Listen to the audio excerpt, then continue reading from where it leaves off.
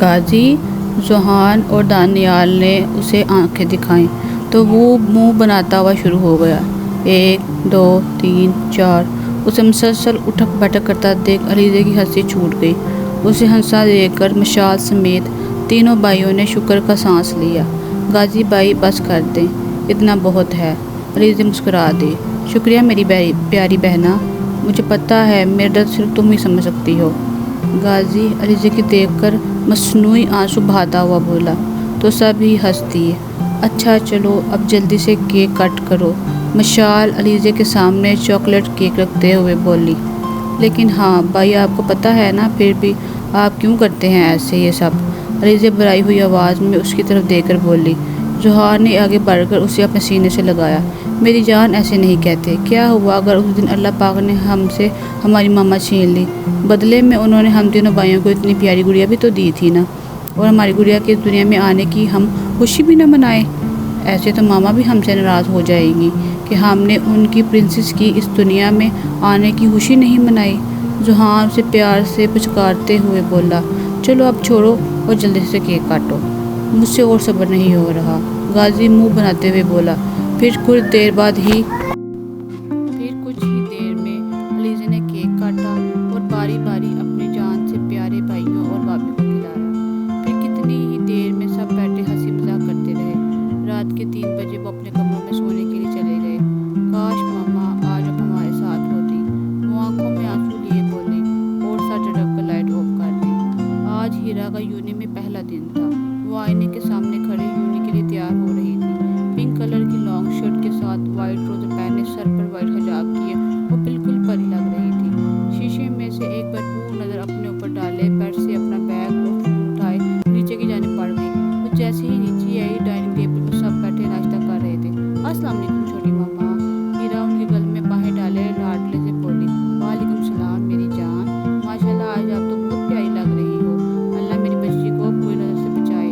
حریم بیگم نے مسکرا کر اس کا ماتھا چوما۔ ہیرا ان کی بات چڑھ گئی، وہ اپنی چیئر پر بیٹھ کر ناشتہ کرنے لگی۔ حریم بیگم ناشتے کے ساتھ ساتھ اسے سمجھا رہی تھی کہ اگر یونی میں کوئی مسئلہ ہو تو مجھے یا اذان کو کال کر لے۔ ہیرا ان کی بات پر ناشتہ کرنے کے ساتھ ساتھ سر ہلا رہی تھی۔ چلو بھی چڑیل، کتنا کھاؤ گی اور مجھے بھی کلاس کے لیے لیٹ ہو رہی ہے۔ ابان اس کے مسلسل کھاتا دیکھ چوٹ کرتا ہوا بولا۔ ابان، حریم بیگم نے اسے گھورا، 5 منٹ میں تم مجھے باہر ملو، نہیں تو میں تمہیں چھوڑ کر چلا جاؤں گا۔ ابان اس کو دھمکاتا ہوا اللہ حافظ کرتا ہوا باہر کی جانب بڑھ گیا۔ وہ پھر جلدی سے اپنا ناشتہ ختم کیے جلدی سے حریم بیگم کا ماتھا چومے باہر نکل گئی۔ حریم بیگم نفی میں سر ہلاتی رہی کہ یہ نہیں سمجھیں گے۔ ملازمہ کے ساتھ برتن سمیٹنے لگی۔ فنکشن سے وہ کافی دور آیا تھا۔ رات درد کی وجہ سے اس کا سر پھٹ رہا تھا۔ کھانا کھا کر اس نے نیند کی گولیاں لی اور سو گیا۔ آنکھ نہ کھلنے کی وجہ سے صبح فجر کی نماز بھی قضا ہو گئی۔ اب بھی فون کی گھنٹی اس نے کسمسا کر کروٹ لی۔ کیسے صبح صبح اپنی عزت پیاری نہیں ہے؟ مسلسل بجتے فون کی گھنٹی سے وہ جھنجھلاتا ہوا اٹھ کر بولا اور سائڈ ٹیبل سے بغیر دیکھے فون اٹھا کر یس کیا۔ ہیلو، کس نے صبح صبح اپنی موت کو دعوت دی ہے؟ جس نے اذان شعیب حمدانی کو نیند؟ ایک دم سے وہ دہاڑا کہ فون کی دوسری طرف موجود آدمی کام کے رہ گیا۔ پھر ہمت کرتا ہوا بولا، سر وہ آج مسٹر ایاز کے ساتھ آپ کی ضروری میٹنگ تھی۔ اس کا سیکرٹری ڈرتے ڈرتے اٹک اٹک کر بولا تو ابھی وہ بول ہی رہا تھا کہ اس کی نظر گھڑی پر پڑی جہاں دن کے 12 بج رہے تھے۔ او شٹ، میں آج اتنی دیر سوتا رہا۔ اذہان دل ہی دل میں بولا۔ سر، عاصم کی آواز سے وہ ہوش میں آیا۔ سر، وہ آپ کا 10 منٹ سے میٹنگ میں ویٹ کر رہے ہیں۔ عاصم ڈرتے ہوئے بولا، کہیں پھر سے ہی شیر نہ دھاڑ پڑے۔ اوکے، میں 15 منٹ تک پہنچتا ہوں۔ اوکے سر کہہ کر اس نے فون رکھ دیا اور جلدی سے اپنے کپڑے لیے واش روم میں گھس گیا۔ 5 منٹ بعد وہ تیار ہو کر باہر نکلا اور ایک نظر شیشے سے اوپر پر ڈالی، اپنا فون اٹھائے نیچے کی جانب بڑھ گیا۔ ڈرائیور نے اسے آتا دیکھ جلدی سے دروازہ کھولا۔ اس کے بیٹھتے ہی گارڈز کے قافلے میں گرا وہ آفس کے لیے روانہ ہو گیا۔ پورے 10 منٹ کے بعد وہ میٹنگ روم میں بیٹھا پریزنٹیشن سمجھا رہا تھا۔ کچھ ہی دیر میں ان کی کمپنی سے ڈیل فائنل ہو گئی۔ اذان ان سے مصافحہ کرتا ہوا میٹنگ روم سے نکل آیا اور اب اپنے آفس میں بیٹھا لیپ ٹاپ پر ضروری ای میل چیک کر رہا تھا۔ مسلسل 2 گھنٹے لگاتار کام کیے وہ ابھی فارغ ہوا تھا۔ اب اس کا ارادہ مسٹر سلیمان سے ملنے کا تھا اور پھر کچھ ہی دیر میں اذان اپنا کوٹ اٹھائے آفس سے نکل گیا۔ ہیرا جیسے ہی یونی کے اندر داخل ہوئی، ہر طرف لڑکے لڑکیوں کا جھرمٹ دیکھ کر اس کا سر چکر آ گیا۔ اب وہ کھڑی سوچ رہی تھی کہ کس پوچھے اپنی کلاس کے بارے میں۔ ابان کی آج ضروری کلاس تھی، اس لیے اسے اپنی کلاس میں جانے کا بول کر خود بھی اپنی کلاس کی جانب بڑھ گیا۔ اب وہ پریشانی سے قدم اٹھاتی یونی کے اندرونی حصے کی جانب بڑھ گئی۔ ابھی وہ کسی سے کلاس پوچھنے کا ارادہ کرتی، تبھی اس کی کسی زور سے ابھی وہ گرتی ہی کہ سامنے والے نے اسے کمر سے تھام کر گرنے سے بچا لیا۔ ہیرا نے خود کو گرتا محسوس کرتے زور سے آنکھیں میچ لی، لیکن اپنے کمر پر کسی کے ہاتھ کا لمس محسوس کر کے اس نے پٹ سے آنکھیں کھولی۔ اس کے آنکھیں کھولتے ہی سامنے والا تو اس کی نیلی گہری آنکھوں میں ہی کہیں کھو گیا۔ اسے ایسے لگا جیسے دنیا میں اتنا حسین آنکھیں اس نے کبھی پہلے دیکھی ہی نہیں۔ آپ اندھے ہیں؟ دیکھ کر نہیں چل سکتے؟ یہ لڑکیوں سے ٹکرانے کا شوق ہے؟ ہیرا خود کو سنبھالتی غصے سے بولی۔ پہلے ہی کلاس نہیں مل رہی تھی، اب اوپر سے لڑکے کا خود سے ٹکرانا اسے اس وقت انتہا کا غصہ دلا رہا تھا۔ غازی تو آنکھیں پھاڑے اس کا خود پر لگایا الزام سن رہا تھا اور ہوش میں آتے ہی بولا، او مس، آپ کو یاد تو ہوگا ٹکرایا میں نہیں آپ تھی مجھ سے، کہیں آپ کو ہی ٹکرانے کا شوق نہیں؟ غازی کہاں اپنی بے عزتی پر چپ رہنے والا تھا، اس لیے اس کے انداز میں بولا، تو تم ابھی وہ کچھ اور بولتی تب ایک لڑکی اس کے پاس آئی۔ آپ ہیرا ہیں نا، ابان کی بہن؟ وہ لڑکی اس کے نزدیک آتے ہوئے بولی۔ جی میں ہی ہوں۔ آپ کون؟ مجھے ابان نے بھیجا ہے آپ کو آپ کی کلاس دکھانے کے لیے، چلیے میرے ساتھ۔ اس کے کہتے ہی ایک کڑی نظر غازی پر ڈالے اس کے ساتھ چل دی۔ نیلی ہیرا اس کے ساتھ جاتے ہی غازی زیر لب بڑبڑایا، وہ پھر سر جھٹکتا ہوا اپنی کلاس کی طرف بڑھ گیا۔ شام کو سب کھانے کے بعد ہال میں بیٹھے چائے پی رہے تھے۔ احسن شاہ آج صبح ہی اٹلی سے آئے تھے، 3 دن کے لیے، 3 دن کے بعد انہوں نے دوبارہ جانا تھا۔ فجر اور ارمغان کو آنے میں ابھی کچھ دن اور لگ جانے تھے۔ وہ سب ہال میں بیٹھے چائے پینے میں کے ساتھ خوش گپوں میں بھی مصروف تھے، جب ارتضی شاہ ایک نظر سب کو دیکھ کر اپنی کرہت دار آواز میں بولے، مجھے تم سب سے ایک ضروری بات کرنی ہے۔ علیزے سمیت ہال میں بیٹھے سب نفوذ اس کی جانب متوجہ ہوئے۔ میں نے علیزے کا رشتہ ساحل کے ساتھ پکا کر دیا ہے اور 3 دن بعد علیزے کا ساحل کے ساتھ نکاح ہے، رخصتی 4-5 مہینے بعد کر لیں گے، ارتضی شاہ آرام سے بولے، جبکہ ان کی بات سن کر وہاں موجود ہر انسان شاک کی زد میں تھا۔ کتنی ہی دیر سب ساکت نظروں سے ارتضی شاہ کو دیکھتے رہے۔ علیزے کے وہاں سے بھاگ کر جانے سے سب کا سکتہ ٹوٹا۔ بابا یہ کیا بول رہے ہیں؟ اچانک آپ کو یہ خیال کیسے آ گیا؟ ذوحان سے پہلے دانیال بولا۔ کیوں بھائی، علیزے اب بڑی ہو گئی ہے، کبھی نہ کبھی تو اس کی شادی کرنی ہے، پھر آپ کیوں نہیں؟ ارتضی شاہ سخت آواز میں بولے۔ ان کو اپنے بیٹے کا ایسے خود سے سوال کرنا ناگوارا گزرا۔ بابا شادی کرنے میں کوئی مسئلہ نہیں، لیکن ہم اس شرابی زنی کے ساتھ اپنی بہن کی شادی کبھی نہیں کریں گے۔ دانیال غصے سے اپنی جگہ سے اٹھتا ہوا بولا، ہم اپنی بہن کا نام اس کے منہ سے سنا برداشت نہیں کر سکتے، اور آپ کہہ رہے ہیں کہ ہم اپنی جان سے پیاری بہن اس کے کمینے کے نام جوڑ دیں گے؟ یہ میرے جیتے جی کبھی نہیں ہو سکتا۔ ذوحان بھی اتنی سرد آواز میں بولا۔ زوہا ارتضی شاہ کا ہاتھ اٹھا چٹاخ اور ذوحان کی گال پر اپنی چھاپ چھوڑ گیا۔ سب ہکا بکا نظروں سے سب دیکھ رہے تھے۔ مشال نے بمشکل منہ پر ہاتھ رکھ کر اپنے جی کا گلا گھونٹا۔ تم ہمارا حکم ماننے سے انکار کر رہے ہو؟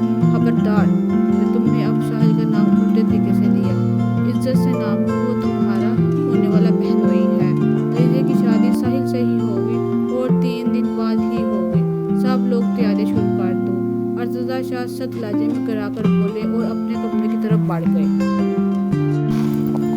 ذوحان نے غصے اور وحشت سے اپنے بالوں کو مٹھی میں جکڑا۔ مشال گڑیا کہاں ہے؟ جی وہ اپنے کمرے میں چلی گئی ہے۔ جب سے وہ وہاں سے اٹھ کر آئی تھی تب سے کمرے میں آ کر زمین پہ بیٹھی گھٹنوں میں سر دیے مسلسل رو رہی تھی۔ اللہ میاں کیوں، بابا کیوں میرے ساتھ ایسا اجنبیوں والا رویہ رکھے ہوئے ہیں؟ اس سے اچھا تھا تو آپ ماما کی جگہ مجھے اپنے پاس بلا لیتے۔ وہ روتے ہوئے مسلسل اپنے رب سے شکوہ کر رہی تھی۔ گڑیا دروازہ کھولو، گڑیا دروازہ کھولو۔ اذان اپنی گڑیا کے دروازے میں کوئی کھڑکھڑا رہا تھا۔ وہ آگے بڑھ کر گھٹنوں کے بل اس کے پاس بیٹھ کر اس کے پسینے سے لگایا، اس کے ساتھ دانیال، غازی اور مشال بھی تھے۔ علیزے کی ایسی حالت دیکھ کر ان سب کا دل کٹ کر رہ گیا۔